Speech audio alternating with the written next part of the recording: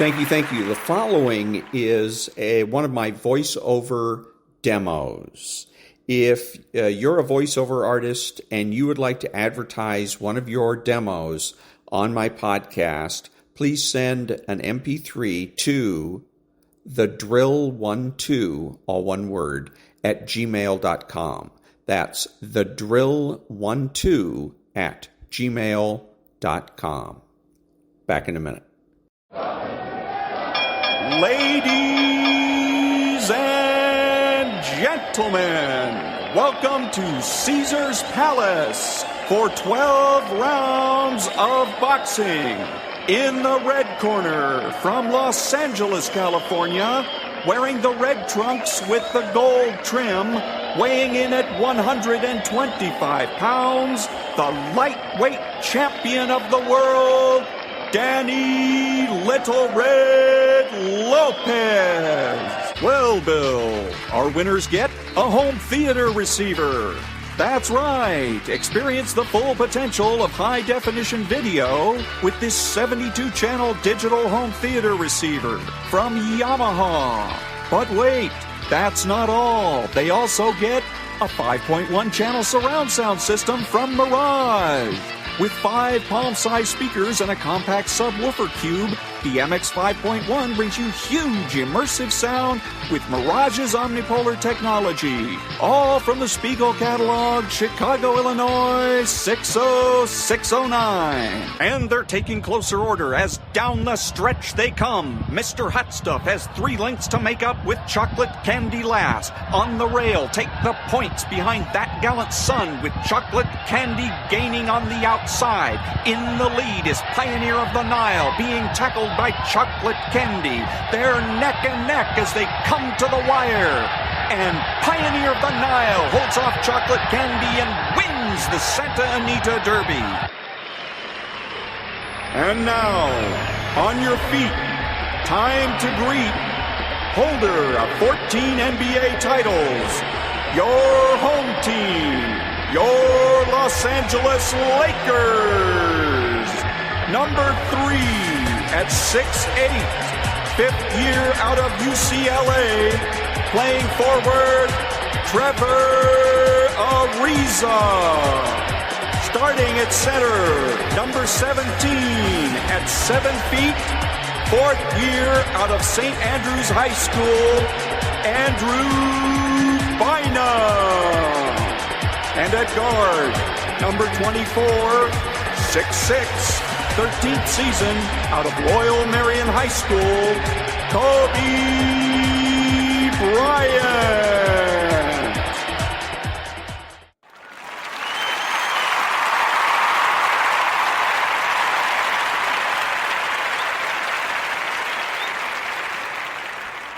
Did you guys hear about Leonardo DiCaprio? Yeah.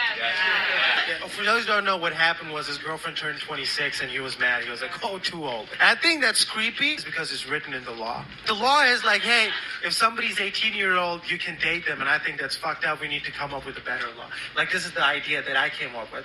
Like, if you remember exactly what happened the year the girl was born, too young for you.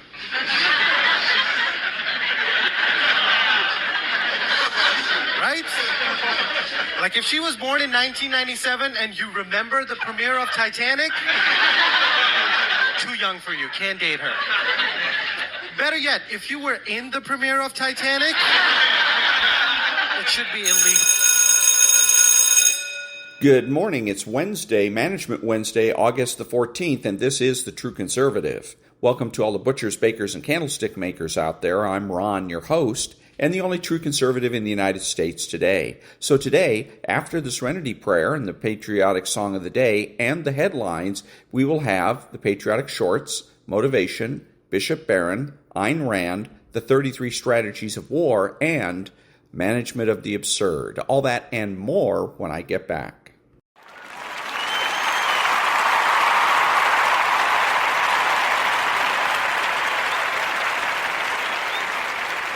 God, grant me the serenity to accept the things I should not change, the courage to change the things I should, and the wisdom to know the difference.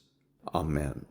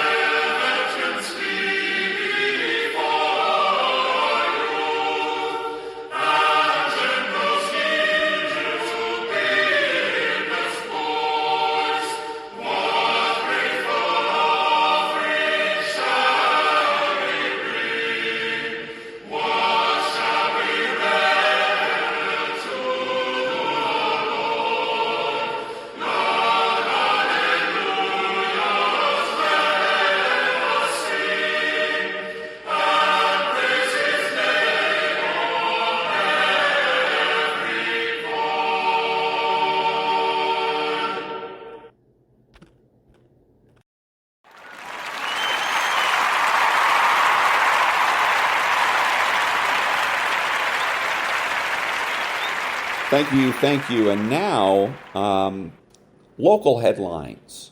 Weeknights at 7:30 right here on ABC7. Now, Southern California's news leader, ABC7 Eyewitness News. Now at 6 a.m., it's starting to become a nightly trend. The local pharmacies hit overnight in 2 separate incidents as police continue to search for the streets for some of those suspects. It's been 2 years since a UCLA student lost her life after police say she was killed by a homeless man, and now that suspect is finally heading to court. Plus, trouble in paradise. A man is now in custody tied to several improvised explosive devices found on Maui. Good Wednesday morning. I'm Leslie Sykes along with Rachel Brown and John Gregory. And those are the local headlines. Back in a minute.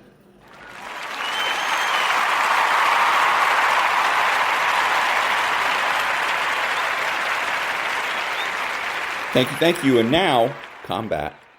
This is 12-924. That Firebird's going to have to refuel, so he'll be breaking station shortly. I just want you to check with Bravo and see if he can put an adjustment on this artillery that we got programmed to go down here where we took that AK-47 fire over. Kilo 5998, Roger. Request 1 round elimination. ASAP. Roger, stand 1 round elimination. Stand by. Henry, Kilo 596, contact necessary. You need to advise any birds of hazards. S98, Roger. They've got movement out there. They figure it's going to break into contact. TT time. Appreciate it if you can shoot it now. Roger. That's 5998. That's 59. S98, fire to WP, your command. Beautiful. Be ready to direct the Artie to the east. 908, this is 2-4. The loom's in the perfect spot. If you can hold that azimuth or whatever, will be in good shape. That's 9, Roger. How much you going to be needing?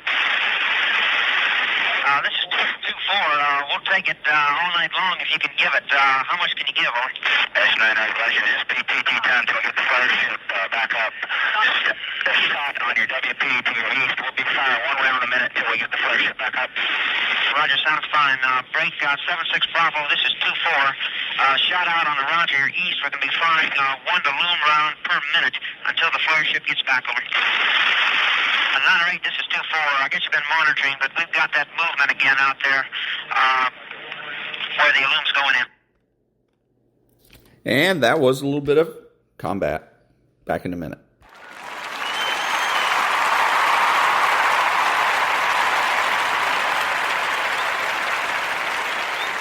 Thank you. Now, patriotic shorts. What happens when pirates attack the U.S. Navy?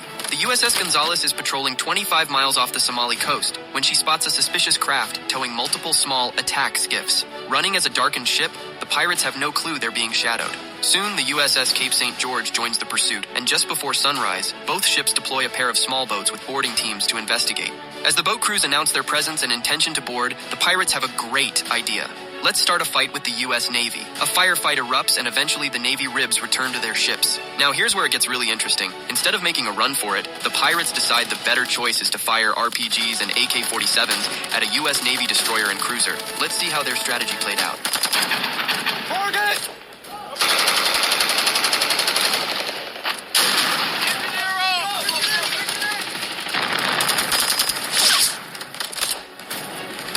What happens if you mix a fighter jet and a tank?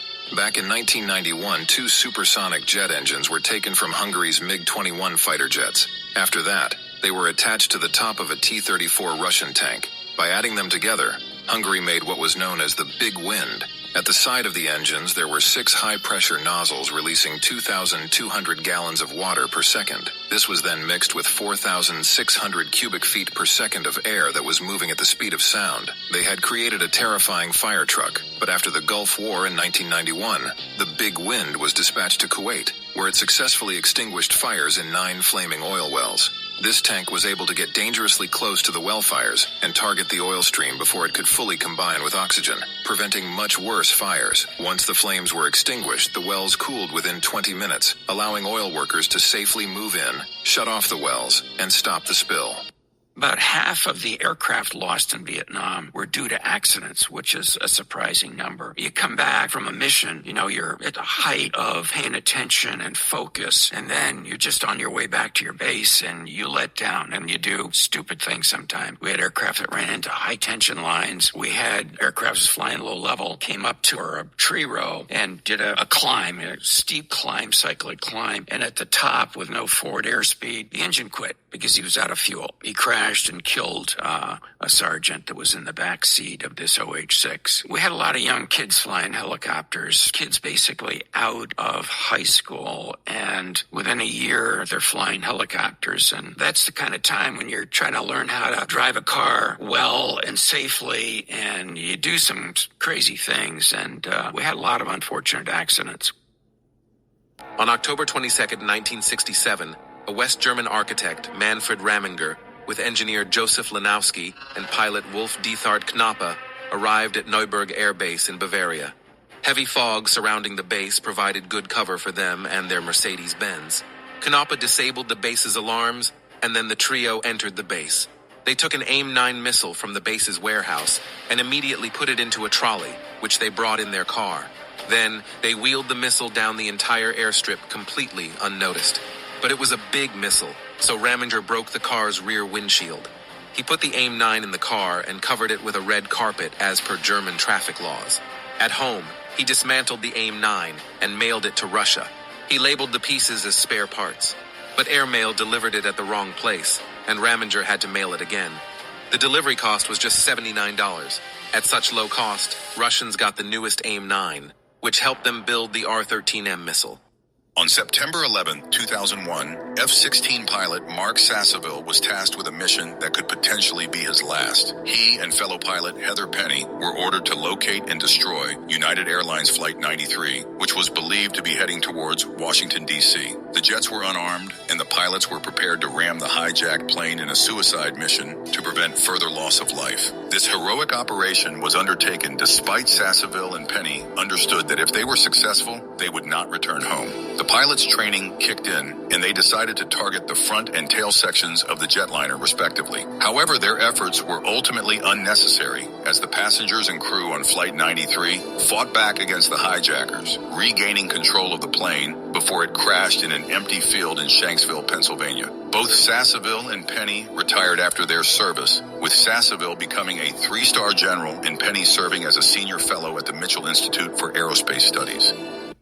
And that was the Patriotic Shorts. Back in a minute.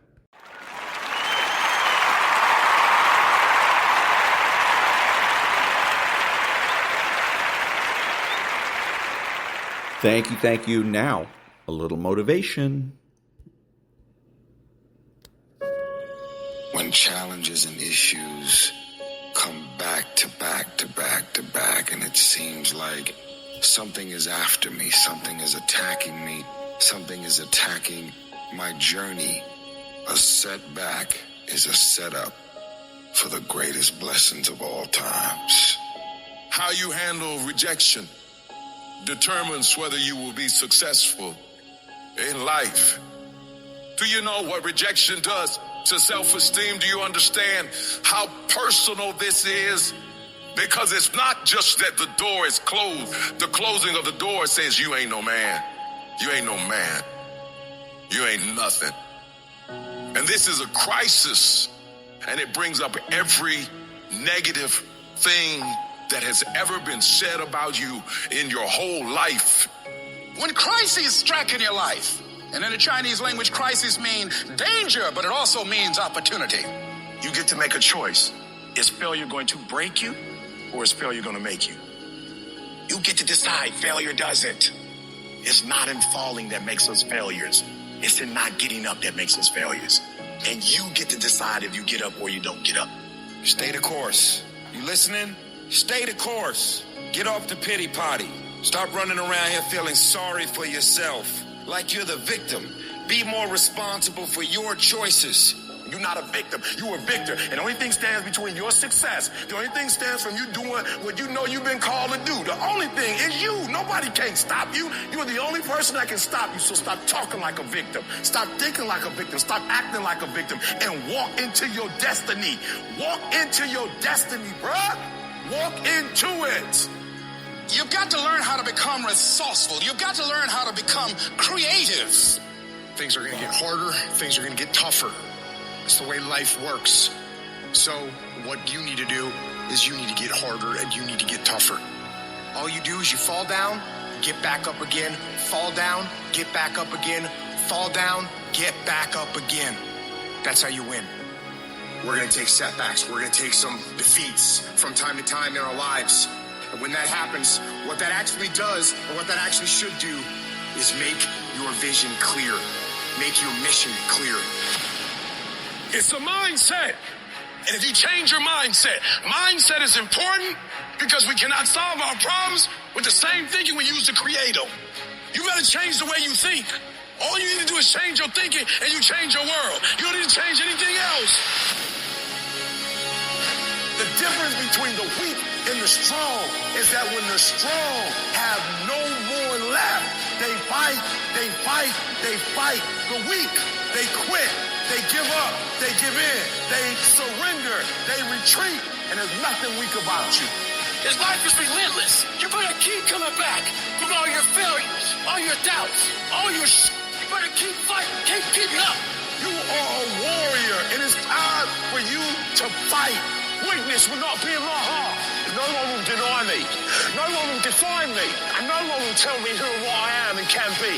Defeat, retreat, those are not in my words. I don't understand these definitions, but I do understand this. I understand victory and I understand never surrendering. Because no matter how bad things go, my heart and my mind will carry my body when my limbs are too weak. Who am I? I am a champion. History will remember me, and no one will tell me what I can and cannot be. I will never give up, not knowing I've given everything I've got. Because who am I? I am a champion. This is not the time to tap out. If you do not give up, if you do not give in, if you fight back, you can beat it. You can beat it. I know you can beat it. You can get through this. You can get on the other side of this, but you can't wish your way out of it. You can't want your way out of it. You can't talk your way out of it. You gotta fight your way out of it. And I know you have what it takes. I know you have that warrior inside. And now I just need you to activate it. I need you to bring it to life. This thing will not beat you. You're bigger than this thing. I may be crying, but I'm gonna keep on walking. I may be hurting, but I'm gonna keep on walking. I don't know how long I have to walk. I don't care if it's another 7 days and another 90 miles. I've come too far to give up now. Walk when you don't know where you're going. Walk when you don't see your way clear. Walk when your heart is broken. Walk when you're under distress. Walk when you run out of money. Walk when your friends betray you. Walk when they lie on you. Walk when what you imagine doesn't happen. If you fight and do not give up. If you fight and do not surrender. If you fight and you do not bend. If you fight and do not break, you will break that thing that's coming up against you. And victory is on the other side. And that was a little bit of motivation.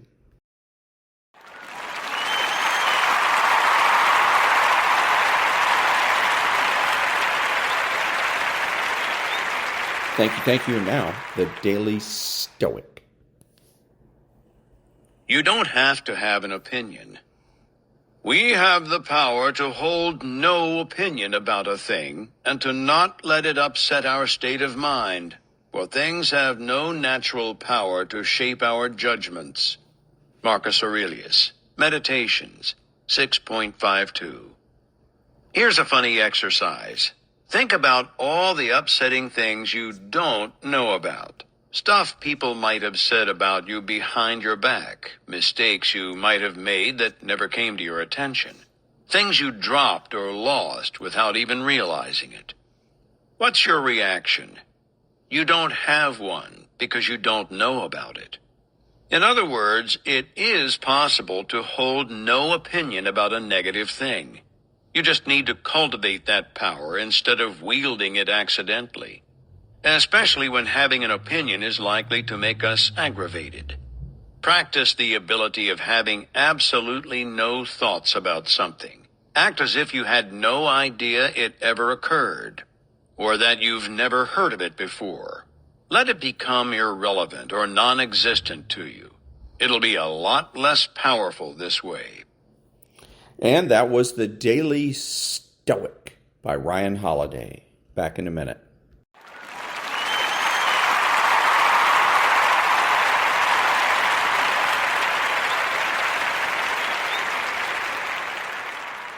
Thank you. And now, Bishop Robert Barron. You know, there can be a reduction of Christianity to being morally upright. As Flannery O'Connor put it, having a heart of gold. That's what Christianity is all about. No, it's not. Because, anybody of goodwill can do morally upright things. And people of any religious background.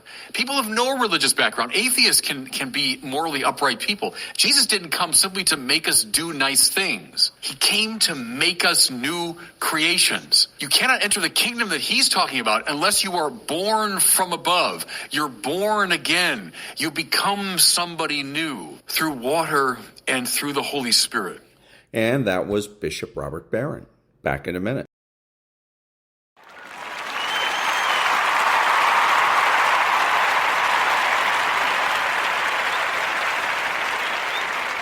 Thank you. And now the Ayn Rand thought of the day. Quote, envy is regarded by most people as a petty, superficial emotion, and therefore it serves as a semi-human cover for so inhuman an emotion that those who feel it seldom dare admit it, even to themselves. Today, that emotion is the leitmotif, the sense of life of our culture. It is all around us. We are drowning in it. It is almost explicitly confessed by its more brazen exponents. That emotion is hatred of the good for being the good. Unquote. Now, it's Ayn Rand from The Age of Envy in the book The Return of the Primitive. Back in a minute.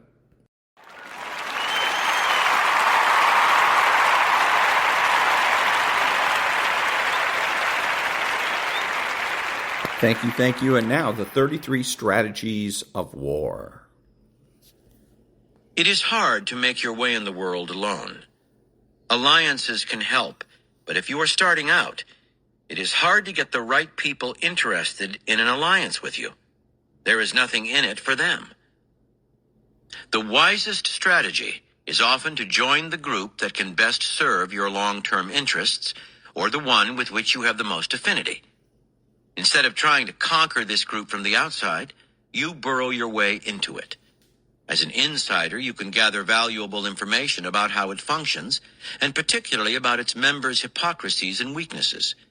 Knowledge you can use to wage insidious intra-organizational warfare. From the inside, you can divide and conquer.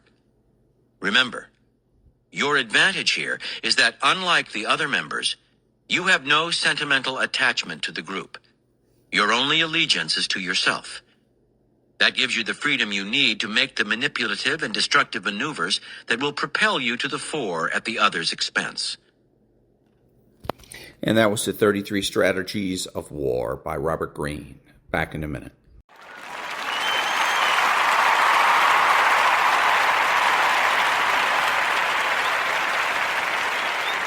Thank you. If you're a Democrat, you should vote Republican because aggression against others reverses into aggression against the self. The more a person contains aggression against others, the more strict and coercive the conscience becomes.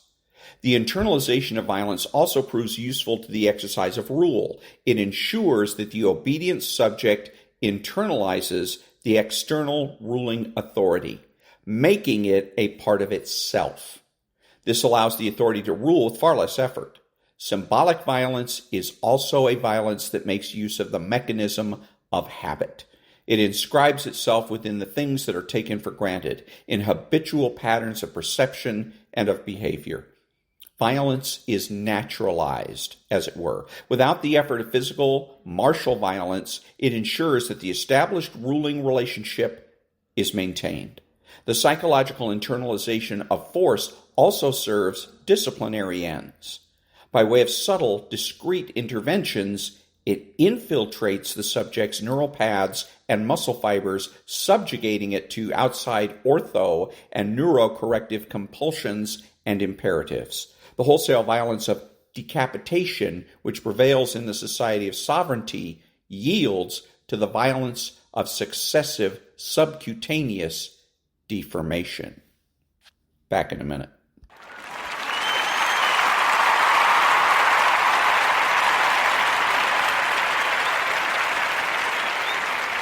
Thank you. Now a little bit of Maria Bartiromo. But watching what's happened in Silicon Valley is insane. Right. It's not so much a support thing. It's more like a takeover thing. Trying to put themselves in a position to have as much control as possible. They want Trump to be the CEO of the United States of America, and they want to be the board of directors that makes him listen to them. The so-called left's favorite billionaire, Mark Cuban, going after Silicon Valley for supporting former President Trump. Crypto-backed super PACs also supporting Republican candidates. The group defending American jobs, spending $12 million on GOP Ohio Senate candidate Bernie Moreno, hoping to flip the Senate to Republicans. A new piece in the Wall Street Journal, meanwhile, claims that many CEOs are conflicted on who is better for business, Donald Trump or Kamala Harris. I think it's pretty obvious. Joining me now is 8 VC managing partner and Palantir co-founder Joe Lonsdale. Joe, great to see you. Thank you so much for being here. Good morning. Let me kick it off with that Mark Cuban soundbite. What did you make of Cuban's attack on Silicon Valley? He's mad that Silicon Valley, many there are supporting Trump. I think Mark Cuban, he has his own views and he truly doesn't like Donald Trump as president. I think what you're seeing is you've gone from almost none of Silicon Valley supporting Trump in 2016, a little bit more in 2020, and now I'd say probably half of the leaders I know who are builders in business are realizing, wait a second, there's this kind of like crazy, dangerous, far-left radical stream in our society that's going to break everything. It's going to stop us from being builders. And we need to support the side that's going to let our civilization thrive. Yeah, that's exactly right. And Trump has been very clear on an agenda of, tapping into the capacity of energy in America, deregulating, extending the tax cuts and using tariffs for not just economic growth, but national security. So anyways, what this comes down to is popularity. Again, all elections are popularity contests. And this, again,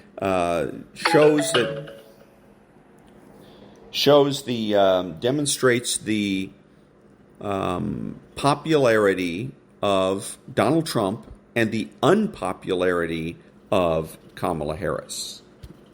Back in a minute.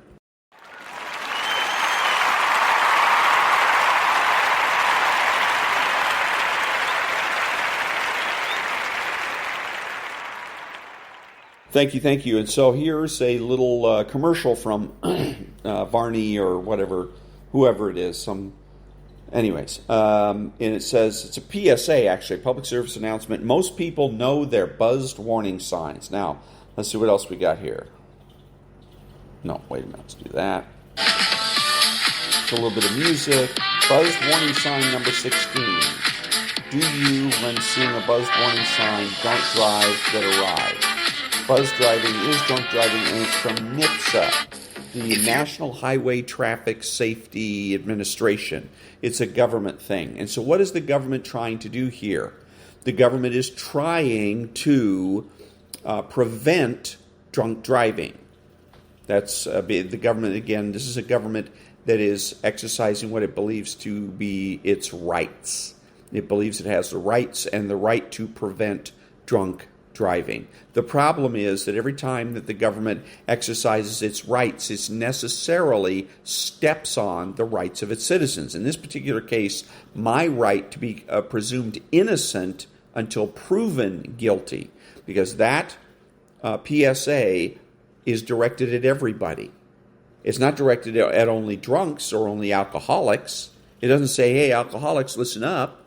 Hey, habitual drunk drivers that have been convicted in the past of drunk driving, listen up. It doesn't read that way. It's to everybody. It assumes that everybody is inherently irresponsible and that everybody is guilty of so-called buzzed driving until proven otherwise. And that's backwards. I have the right to be considered innocent until proven guilty.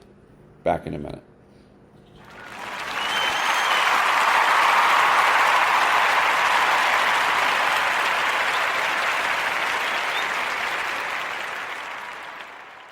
Thank you. And now, Speechless, Controlling Words, Controlling Minds by Michael Knowles, Chapter 11. Chapter 11. Trading Taboos.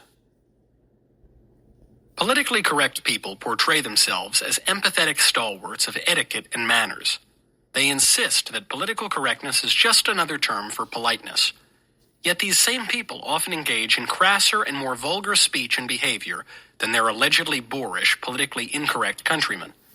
Ironically, profanity, not politeness, marks the rise of political correctness. Practitioners of PC demand we all use faddish jargon when discussing race, sex, geography, and even science, so as not to give offense. But then those demure dictators of diction talk like sailors on television, in print, and in the public square during topless slut walks, bawdy pride parades, and marches featuring pussy hats. During the politically correct 1990s, cultural gatekeepers relaxed standards of decency, culminating at the end of the decade in Mark Harmon's uttering the word shit for the first time on network television during an episode of Chicago Hope. The animated series South Park later parodied this watershed moment by mentioning shit 162 times in a single episode, with an additional 38 written instances of the word, bringing the total number of mentions to an even 200. The South Park episode, titled It Hits the Fan, made particular use of profanity in a program already known for coarse language. But while it mocked both Chicago Hope for making much ado about very nearly nothing, and network departments of standards and practices for their often incoherent rules, South Park did not dismiss the dangers of vulgarity outright. On the contrary, South Park imagined that the spread and normalization of curse words brought a literal curse on society, the Black Death, causing South Park's denizens to vomit up their intestines and die.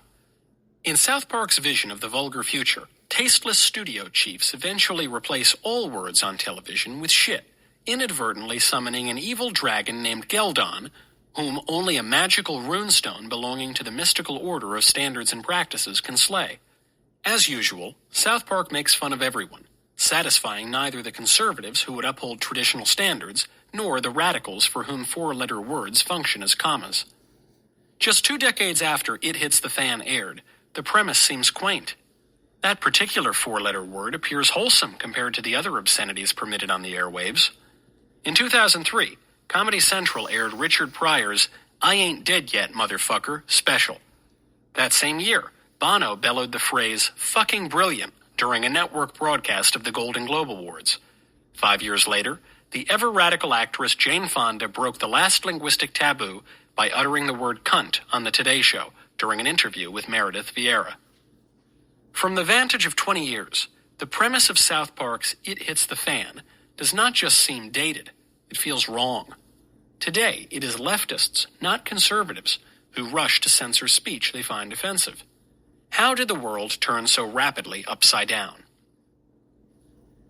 Dishonesty from both conservatives and radicals accounts for the confusion. Conservatives who today claim the mantle of free speech absolutism conveniently forget the Hays Code and the House Committee on Un-American Activities. Perhaps they never read George Washington's Rules of Civility. Maybe they think chivalry is not only dead, but never even lived. Whatever the reason, these right-wing libertines erase a bygone halcyon era when conservatives had standards and defended them. Likewise, leftists who conflate political correctness with politeness hide how impolitely they have behaved since the left was born during the French Revolution. In 1789, the National Assembly divided delegates by seating conservative supporters of the king to the Assembly president's right, and radical supporters of the Revolution to the president's left. The Baron de Govey explains how the division happened. We began to recognize each other, he recalls. Those who were loyal to religion and the king took up positions to the right of the chair so as to avoid the shouts, oaths, and indecencies that enjoyed free rein in the opposing camp. The left remains indecent to this day, even encouraging potty mouths among children for the sake of their political crusades. Historically, conservatives have been neither free speech purists nor the sole censors of offensive speech, and leftists have been neither purely liberal nor the only speech police. Like all people at all times, both camps recognize taboos, which differ according to their respective views of the world. Light up a cigarette, or worse, a cigar, at an outdoor cafe, and watch leftists recoil in horror. After decades of public service campaigns to raise awareness about the dangers of tobacco, the American crop has become politically incorrect. Since New York City Mayor Mike Bloomberg banned indoor smoking in 2002, and then outdoor smoking in 2011, the bans have spread throughout the nation and the world. For the left, tobacco has become taboo. Yet at the same time, wacky tobacco has entered the mainstream. In 1996, California became the first state to legalize medical marijuana, and over the ensuing 2 decades, most other U.S. states followed suit. In 2012, Colorado and Washington legalized recreational use of the devil's lettuce, and multiple states have passed measures of varying ambition to legalize sin spinach every year since. Conservatives have tended, at least until very recently, to consider marijuana taboo, but the left has deemed it politically correct. Polynesians did not invent taboos, but they coined the term and introduced it into our language. The British explorer James Cook first heard the word on a trip to Tonga in 1777. When a thing is forbidden to be eaten or made use of, they say that it is taboo, wrote Cook, though the meaning extends beyond mere dietary restrictions. Cook described it as a word of an extensive signification. Cook's friend Omai, whom he met in Tahiti and who later gained fame as the second Polynesian to visit Europe, described the subtler complexity of taboo. For instance, if the king should happen to go into a house belonging to a subject, that house would be taboo and could never more be inhabited by the owner. This standard made royal visits something of a double-edged sword. To avoid evicting too many of his subjects, the king established particular houses along travel routes for his reception. Veneration as well as repulsion marked taboo, and the two could blur together, as in the case of human sacrifices, known as Tangata taboo. The prohibitions of taboo pertained to the regal as well as the common, the sacred as well as the profane. Taboos served practical as well as mystical purposes. Cook relates a story he heard from Omai about old Tubu, who presided over the taboo, that is, he and his deputies had the inspection of all the produce of the island, taking care that each individual should cultivate and plant his quota, and directing what should and what should not be eaten. President Franklin Roosevelt enacted an identical policy centuries later, albeit with less spiritual flourish and constitutional authority, when he signed the Agricultural Adjustment Act of 1933, which regulated how much food farmers could grow. Roosevelt's quotas aimed at lowering crop production and keeping agricultural commodity prices stable, a more elaborate formulation of old Tubu's taboo, which sought to regulate the Polynesian economy and protect the people against famine. All cultures have taboos. Whole books of the Bible delineate the foods, behaviors, and words forbidden to the Jews. The third commandment, not to take the name of the Lord thy God in vain, holds particular resonance for observant Jews, who refrain even from spelling the Lord's name, usually rendering it G-D. Christians have many taboos of their own. For millennia, Catholics have refrained from eating meat on Fridays. From 1898 until at least 1979, the Protestants of Elmore City, Oklahoma banned public dancing, as Kevin Bacon informed the world in Footloose. Taboos make clear what a culture worships and what it abhors. They set a culture apart and bind it together. As the Jewish writer Ahad Ha'am once observed, more than the Jewish people have kept Shabbat, Shabbat has kept the Jews. Taboos differ among groups and even within groups as they take on new identities. In 1972, George Carlin uttered the 7 words you can never say on television: shit, piss, fuck, cunt, cocksucker, motherfucker, and tits. Today, those words have all made it on air, and most have become commonplace. Now there remains just one unutterable word in American English: the N-word. The N-word wasn't always the N-word. It was once simply and offensively nigger, a racial slur for black Americans. Epithets abound for all races: white crackers, Italian guineas, Irish mix, Hispanic spics, Asian gooks, and so on. But unlike other racial epithets, the N-word may not be said aloud. There is no Irish M-word or Asian G-word. But there is an N-word, and one had better not say it even in the context of condemnation. The N-word became the N-word during the criminal trial of O.J. Simpson, the double murderer who evaded justice by exploiting the debates over race and political correctness that raged during the 1990s. Simpson's dream team of defense lawyers, which included Johnny Cochran, Alan Dershowitz, Robert Shapiro, and Robert Kardashian, sought to introduce as evidence several instances in which Mark Furman, one of the first investigators at the crime scene, was said to have used the N-word. Christopher Darden, the black deputy district attorney prosecuting the case, decried the Simpson team's stunt. "If you allow Mr. Cochran to use this word and play the race card," warned Darden, "the direction and focus of the case changes. It is a race case now." And so it was. At one point, as Cochran defended Simpson's interracial marriage to Nicole Brown, the double murderer theatrically wiped tears from his eyes. One suspects Simpson welled up less for the woman he had slain than for his ineptitude at hiding the evidence. Judge Lance Ito lamented, "This is the one remaining unresolved problem of our society. And for those of us who grew up in the 60s and had hoped this was going to go away, it's a big disappointment." Judge Ito seems to have missed some of the other social problems plaguing American society in the 90s. AIDS, crack, nuclear proliferation, and the hole in the ozone layer, to name just a few. But he understood that racial tensions still lingered, offering ample opportunity for cynics and radicals to achieve their professional and political ends. "It's the filthiest, dirtiest, nastiest word in the English language," Darden impressed upon the judge. "There's a mountain of evidence pointing to this man's guilt. But when you mention that word to this jury, or any African American, it blinds people. It'll blind the jury. It'll blind the truth. They won't be able to discern what's true and what's not," he explained. The case, tried in the wake of the racially charged Rodney King trial, hinged less on Simpson's guilt than on the racial resentments that O.J.'s dream team inflamed. The strategy worked. History has vindicated Darden and the prosecutors on every charge. In 2006, Simpson hypothetically confessed to murdering his wife and her friend Ron Goldman during an interview to promote his book about the murders, If I Did It. Although the jury acquitted O.J. in the criminal trial, another jury found him financially liable in the civil trial, and the book passed to the Goldman family, who renamed it If I Did It, Confessions of the Killer. But beyond Simpson's guilt, subsequent events also confirmed Darden's insights on race relations and the N-word.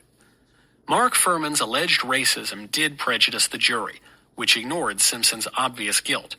Moreover, if Darden's description of the N-word seemed hyperbolic in the mid-90s, it soon came to be regarded just as he had described it, as the filthiest, dirtiest, nastiest word in the English language. When the New York Times reported on the trial in 1995, the Gray Lady wrote plainly, "Detective Furman is said to have used the word nigger." The Times used the term N-word only when quoting Christopher Darden. A quarter century later, the paper almost exclusively uses the euphemism when describing the taboo term. The word has taken on the same sort of sacred terror that prevented the ancient Israelites from uttering the holy name. No one denies the ugliness of the N-word or suggests its inclusion in polite society. But the elevation of racial over religious and cultural taboos reflects a reordering of social priorities that redounds to the benefit, not of black Americans or any other racial group, but of leftist radicals. By emphasizing the physical to the exclusion of the metaphysical, as Ta-Nehisi Coates does when he waxes poetic over black bodies rather than black souls or whole black people, The radicals reorder cultural priorities and invert society. This inversion extends far beyond racial, sexual, and scatological swear words. By changing taboos, radicals reorient the entire moral order, up to and especially the deadliest of the 7 deadly sins. Pride goeth before destruction, and political correctness before a fall. On June 28, 1970, a group of homosexual activists staged the first Pride Parade in New York to mark the anniversary of the Stonewall riots, which had occurred after police raided an illegal mafia-run bar that catered to gay clientele in Greenwich Village. Politically correct whitewashing has presented the raid as an attack by bigoted cops on a sexual minority, but the real story depicts a less gay image of Stonewall Inn. In 1966, the notorious Genovese crime family bought the straight Stonewall Inn restaurant and converted it into a gay bar, as they had other establishments, hoping to profit by protecting then illicit public homosexual behavior. During the renovation, the mafia neglected to install a fire exit, running water behind the bar to wash glasses, or clean functioning toilets. The Genovese family proprietors not only gouged gay customers on watered-down drinks sold without a liquor license in a dingy, dangerous ambiance, they also blackmailed the bar's wealthiest clients. Sexual politics aside, the police had every right and reason to shut down Stonewall. But within a year, the Stonewall raid and the subsequent riots had attained a mythic status and became the basis for the first Pride Parade. During the 1970s and 80s, gay pride parades maintained a narrow political focus on overturning laws that suppressed homosexual behavior in public. By the 1990s, the parades had expanded considerably in scope, diversity, and duration. Pride parades, discrete events held on particular days, morphed into Pride weeks and even Pride months. The 90s saw the mainstreaming not just of alternative sexual preferences, but of pride itself as a leftist virtue. From a public relations perspective, pride poses some problems. It is not just one of the 7 deadly sins, but in fact, the deadliest of the sins. Saints Thomas Aquinas and Gregory the Great held pride to be the queen of vices. A politically incorrect friend once observed that today it has become the vice of queens. But pride as a political movement has extended far beyond sexual rights. If homosexuals sought mere acceptance for their preferences or behaviors, why organize under the banner of the deadliest sin, pride? Why not organize a Gay Acceptance Month or Gay Non-Judgment Month? Even some lesser sin might suffice. Gay Wrath Month, perhaps, or Gay Gluttony Month. Greed, sloth, envy, even lust. Any would offer a more palatable basis for acceptance than pride. As with all politically correct revisions, it helps to recall the word's original definition before examining how radicals have redefined it. Pride is the excessive love of one's own excellence. We sometimes use pride as an imprecise synonym for other concepts, as when Lee Greenwood sings that he is proud to be an American, when he really means that he loves his country, an admirable quality more akin to filial piety than to hubris. Love of country can become excessive, at which point patriotism transforms into chauvinism or jingoism. But pride is another matter altogether. Pride insists on our own perfection just the way we are. Our culture already teems with the politics of pride. Social ills seem always to stem from others, from society, never from ourselves. But the utopian left believes we can overcome society, progressing toward and ultimately reaching perfection, if only we give the radicals just a little more time, power, and money. Whittaker Chambers pointed out that communism was not a novel ideology. It is not new, wrote Chambers. It is, in fact, man's second oldest faith. Its promise was whispered in the first days of the creation, under the tree of the knowledge of good and evil. Ye shall be as gods. Chambers called communism the great alternative faith of mankind, the vision of man without God. It comes as no surprise, then, that adherents of that alternative faith should make pride, the original sin of mankind, their paramount virtue. In 1963, John F. Kennedy showed the world that Chambers' description of communism might apply to leftism more broadly. During an address to the Irish Parliament, the president invoked the socialist playwright George Bernard Shaw. Kennedy frequently quoted great and popular writers, but because he rarely took the time to read those writers, he often got the quotes wrong. George Bernard Shaw summed up an approach to life, the president recalled. Other people, he said, see things and say why. But I dream things that never were, and I say, why not? For once, Kennedy quoted a line of literature more or less correctly, but by failing to understand its context, he unwittingly cast his views in a sinister light. The line comes from Shaw's play In the Beginning, B.C. 4004, the first of his 5-play Back to Methuselah cycle.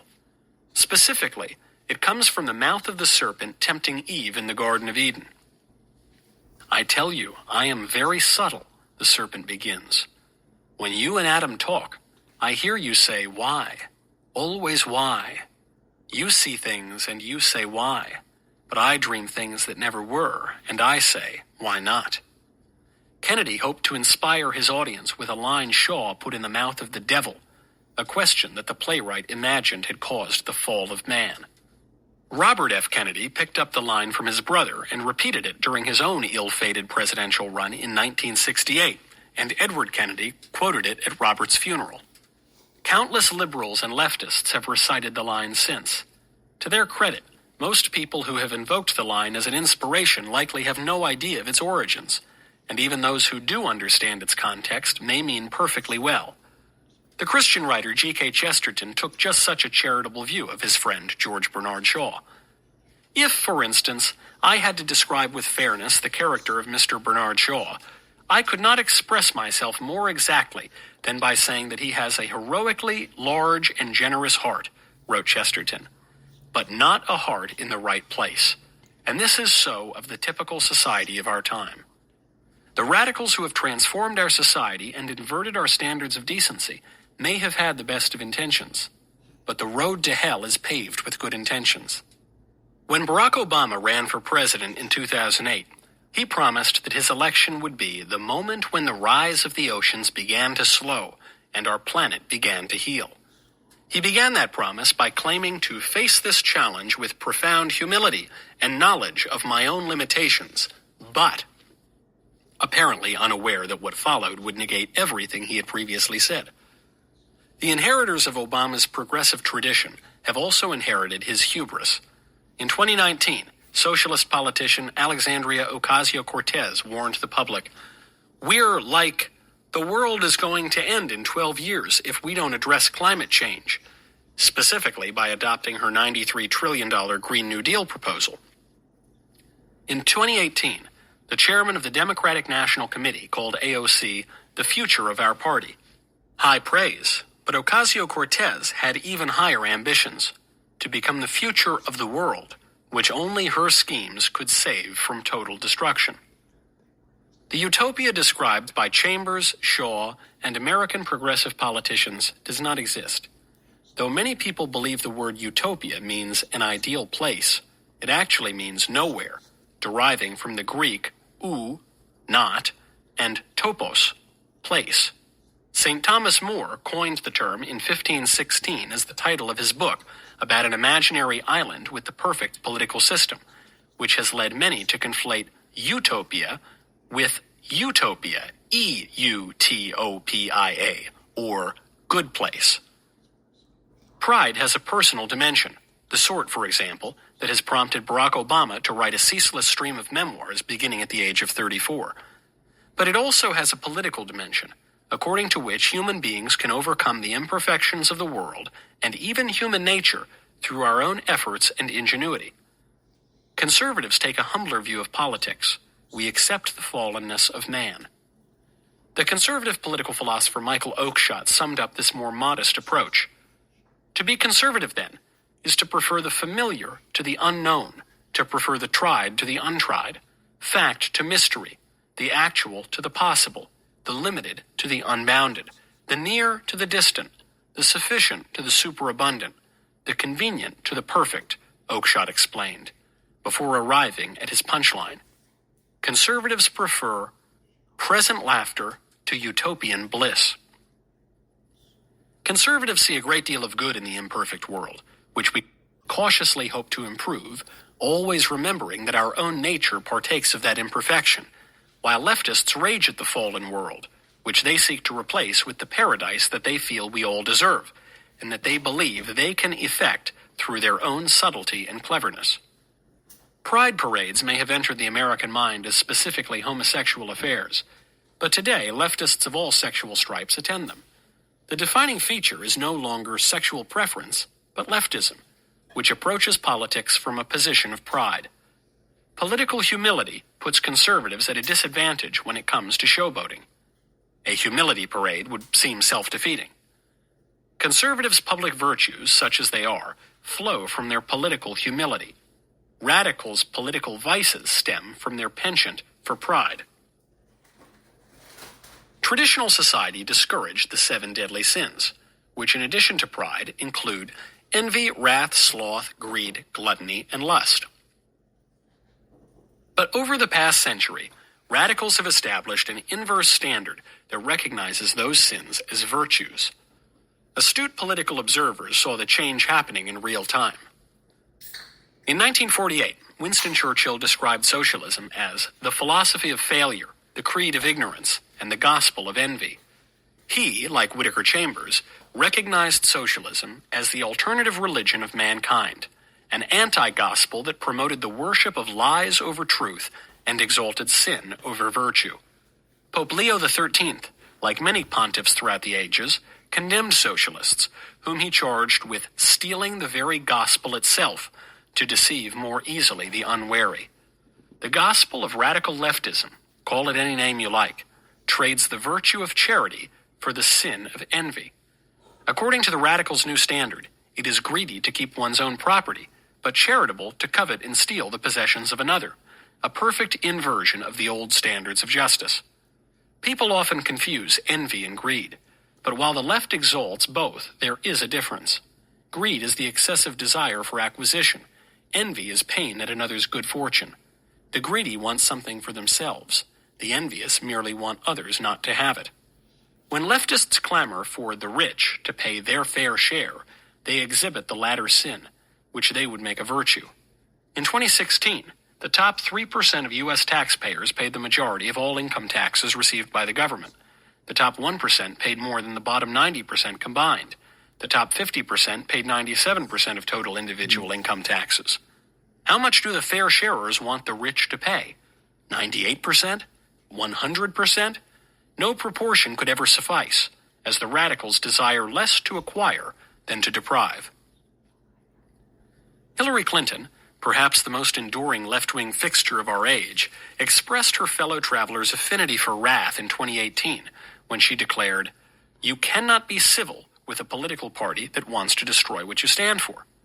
Despite her impressive academic credentials, or perhaps because of them, Hillary seemed not to understand the meaning of civility, the formal politeness that exists to mediate relations between citizens with divergent interests and views in a body politic. But Clinton was not alone in her incivility. After the establishment media declared Joe Biden the winner of the 2020 presidential election, before a single state certified the vote, prominent leftists called for the creation of enemy lists to punish anyone who had in any way supported President Donald Trump. Alexandria Ocasio-Cortez asked, "Is anyone archiving these Trump sycophants for when they try to downplay or deny their complicity in the future?" AOC left vague her reasoning as to why Trump supporters would want to downplay or deny their complicity in the future, but CNN's Jake Tapper made her meaning clearer. "I truly sympathize with those dealing with losing. It's not easy," Tapper began with characteristic condescension.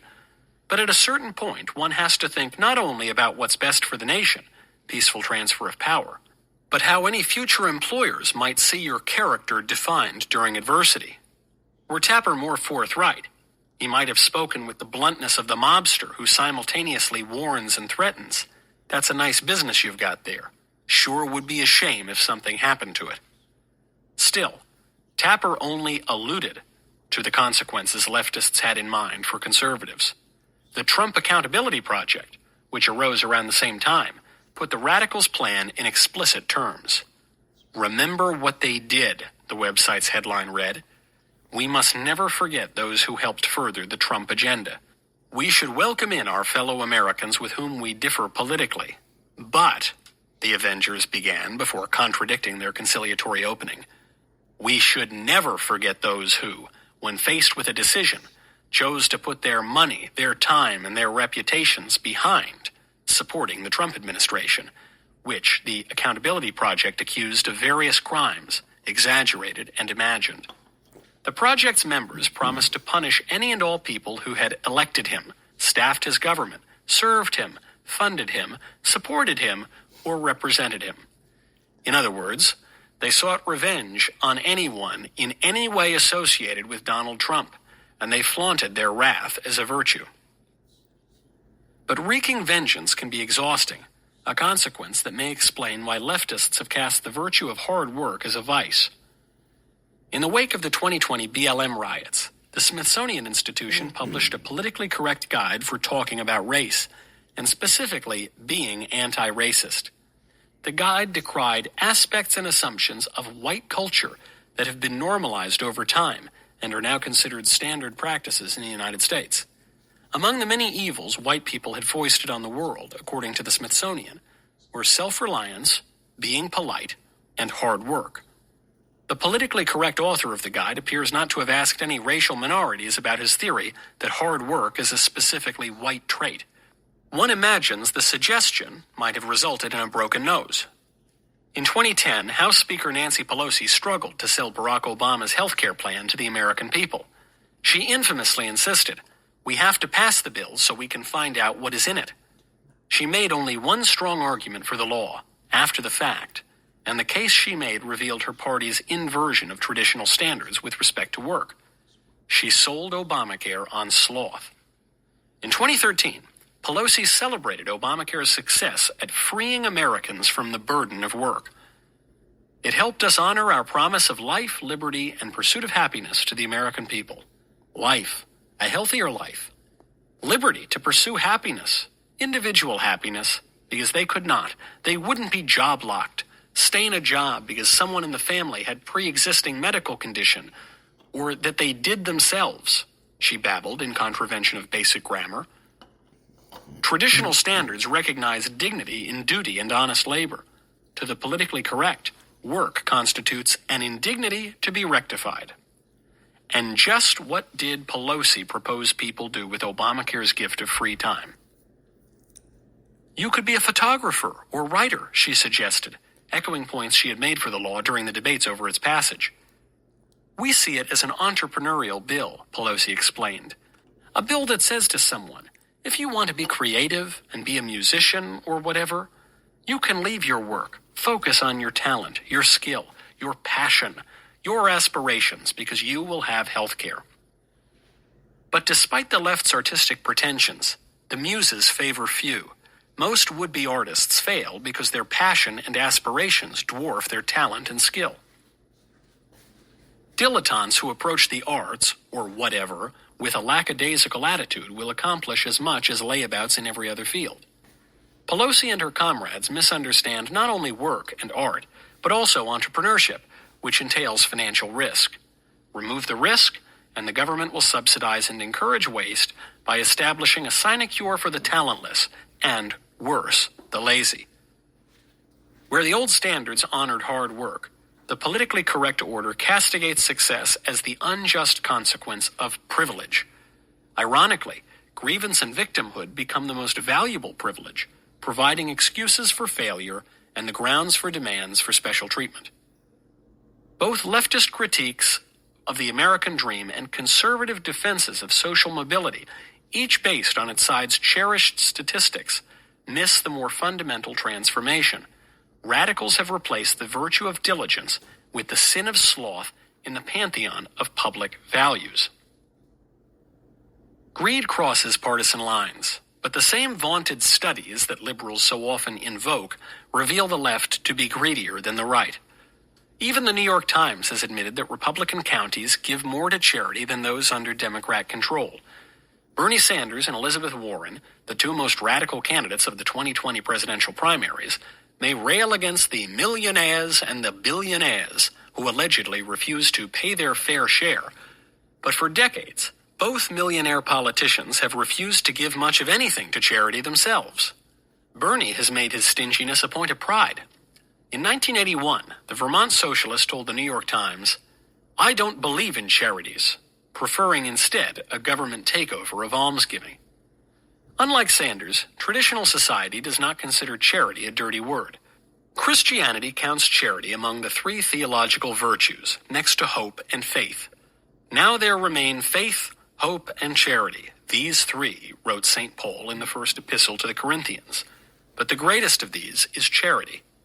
In rejecting charity, the inveterate socialist Sanders was simply following his ideological lights. Whittaker Chambers recounts in Witness the experience of encountering a beggar in New York's Bowery neighborhood while walking with his communist comrade Harry Freeman. "A shivering derelict came up to us and asked for a handout," Chambers recalled. Harry glanced past him, which was the proper communist attitude. Communists hold that to give alms is to dull the revolutionary spirit of the masses. When Chambers gave the beggar some coins, Freeman remonstrated with him. "You must not think about them," urged Freeman, moved by pity himself. Despite his natural sympathy, Chambers understood that from the communist position, he was right and I was wrong. The old standards impelled Chambers to answer the beggar's plea, but the new standards put the good of humanity before the needs of any individual human. The radicals may not feed the hungry, but they always seem to feed themselves. While traditional standards demand temperance, political correctness encourages indulgence and gluttony. Social scientific studies confirm this observation, as Psychology Today admitted in 2019 that people with conservative political attitudes tend to have better health than their liberal counterparts, because the former place greater value on personal responsibility. Conservatives come in all shapes and sizes, but they tend to acknowledge health and moderation as worthy goals, while politically correct radicals in recent years have peddled body positivity and fat pride. The fat acceptance movement, like so many other radical identity campaigns, began during the late 1960s. Every polite person eschews mocking the appearance of others or belittling them for their physical deficiencies. But the fat acceptance movement went further, affirming the positive good of unhealthy habits and even encouraging them. In 1967, 500 fat fetishists gathered in Central Park to rally for gluttony. As the New York Times reported at the time, short fat people, tall fat people, and dozens of slim people who said they wished they were fat gathered in Central Park yesterday afternoon to celebrate human obesity. The fattivists sought far more than courtesy. They demanded the inversion of standards of beauty and behavior. Beyond the particular issue of food, radicals reject temperance and moderation by definition. The word radical itself derives from the Latin radix, meaning root. They seek complete social change by uprooting traditional society, and that ambitious aim precludes moderation. By arousing the people's appetites and convincing them to follow their stomachs and lower organs rather than their hearts and brains, radicals numb the rational and spirited parts of the soul to ease social transformation, hence the radicals' obsession with sex. In addition to Pride Month, the leftist liturgical calendar reserves another month for LGBT history, and it should come as no surprise that a full sixth of the year centers on sexual preference. The radicals wield lust and sex as political tools because they know that sex sells.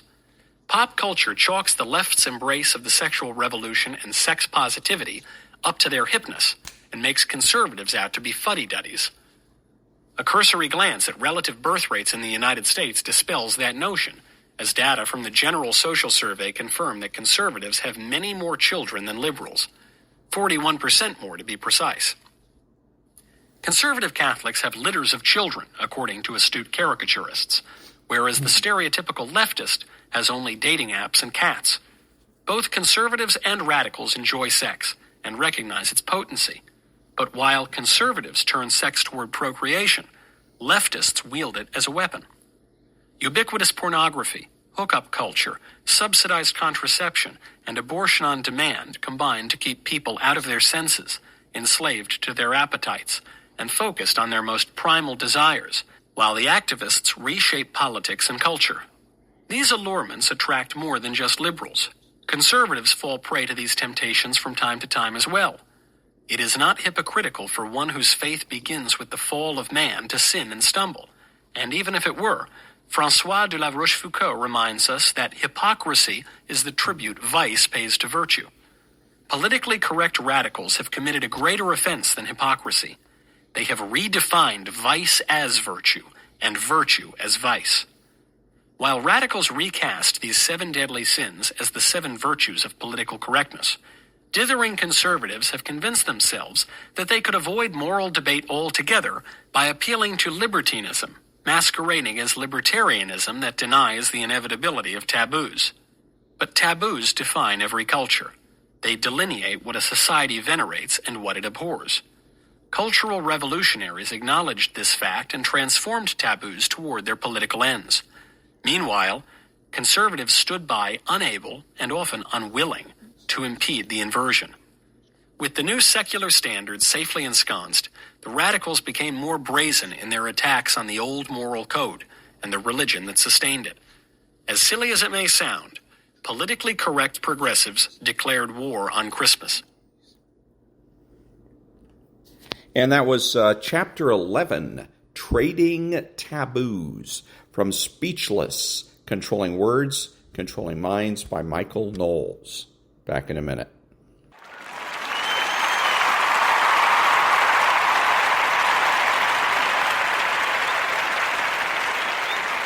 Thank you. And now, Management of the Absurd, Paradoxes in Leadership by Richard Farson, Chapter 18. We think we want creativity or change, but we really don't. In my experience as a psychotherapist, I continually wrestle with a fundamental paradox. Clients come to therapy seemingly wanting to change, but then spend most of their time resisting it. This can be traced at least partly to their unwillingness to give up their pictures that they have of themselves, pictures that they have been developed over a lifetime. These self-images or self-concepts are all they have to identify themselves. Understandably, to abandon them would be deeply threatening. I see the same resistance to change in management training programs. When people or groups are put into situations where there's freedom to operate differently than usual, managers take part in these sessions presumably because they want to experience something new in their own personal relations, but they then join with the rest of the participants resisting that new experience by trying to create situations identical to the very ones that they dislike in their everyday lives.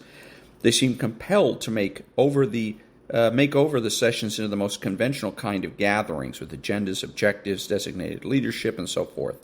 It often takes quite a long time for groups to feel safe enough to explore different ways of operating.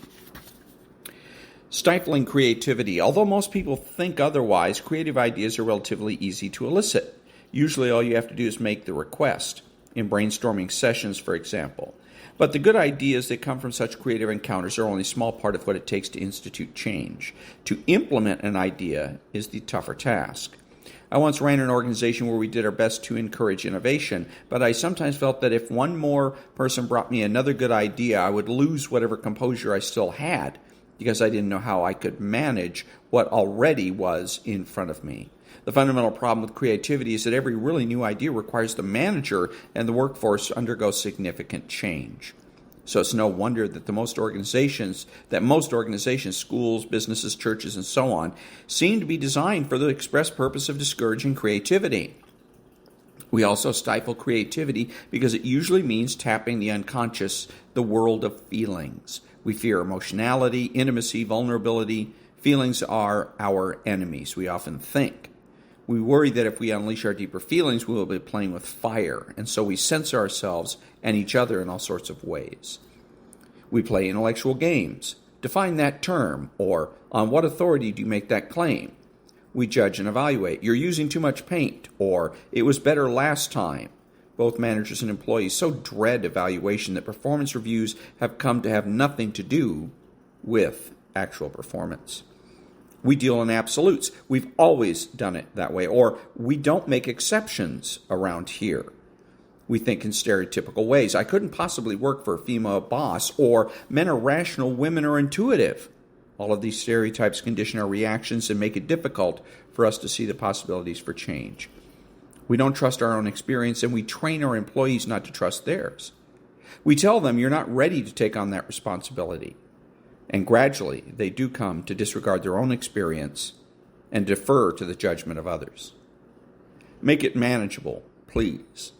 Real creativity, the kind that is responsible for breakthrough changes in our society, always violates the rules. That is why it is so unmanageable, and that is why in most organizations, when we say we desire creativity, we really mean manageable creativity. We don't mean raw, dramatic, radical creativity that requires us to change. So when teachers ask their classes to be creative, they want the children to take the crayons and draw on the paper, making sure that it is turned a particular way so that it will hang neatly on the wall for parents' night. Teachers certainly don't want their students to draw off the paper and down the table leg. That mentality even applies at the university. We think of the university as a seat of creativity because it is there that we assemble our finest minds. We expect the faculty and students to operate at their creative best. But here again, we are talking about manageable creativity. It is no accident that the great achievements in human creativity, the discoveries and theories that have fundamentally reshaped our world, have come from people who, at the time of their most creative acts, were not at universities, but were working either independently or at small, unorthodox institutions. I think of people like Einstein, Freud, Gandhi, Marx, Darwin, or Edison. These people were working either alone or in small and relatively short-lived institutions, such as Freud's Vienna Institute or Edison's laboratory. Modern art and architecture began outside the university at places like the Bauhaus and gradually made their way in. Science itself operated for centuries outside the university, entering only about 200 years ago. Once a great breakthrough occurs, it is possible for the university to engage in all kinds of creative work that flows from it. University scientists did not create the science of genetics, but they did discover DNA. They did not develop the formula E=mc², but they used it to sustain the first nuclear reaction. Manageable creativity, in other words. The university is cast in this role for good reason. Its purpose is to educate the young, to be the reservoir of our knowledge, to guard the disciplines, to stand as a bulwark against political efforts to shut down inquiry. To serve those functions, it must last. And to last, it must necessarily be conservative, minimizing risk and radical change. By its very nature, it cannot embrace ideas until they are well accepted.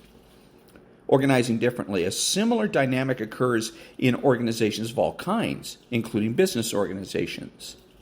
While they might like to think that they are organized for creativity, companies that are sizable and think of themselves as permanent cannot encourage creative acts as well as new and relatively temporary organizations can. When a company wants to stimulate creativity, it may need to organize quite differently. Xerox PARC, a small unit separate from the Xerox organization, became responsible for some of the most radical developments in computer engineering. At Lockheed's famous Skunk Works, also a semi-autonomous unit, leaders like Kelly Johnson and Ben Rich developed airplanes advanced far beyond what was thought possible, including the U-2 spy plane and the stealth fighter. Companies like Xerox and Lockheed, and now many others, have learned that scale is the enemy of creativity and are finding ways to break into more flexible units. Following that formula, even within the context of a large organization, they can provide their leaders with more latitude to follow potentially creative paths. And that was chapter 18. And let's see, it was about, we think we want creativity or change, but we really don't. And next week is going to be chapter 19. We want for ourselves not what we are missing, but more of what we already have. And that's from Management of the Absurd, Paradoxes in Leadership by Richard Farson. Back in a minute.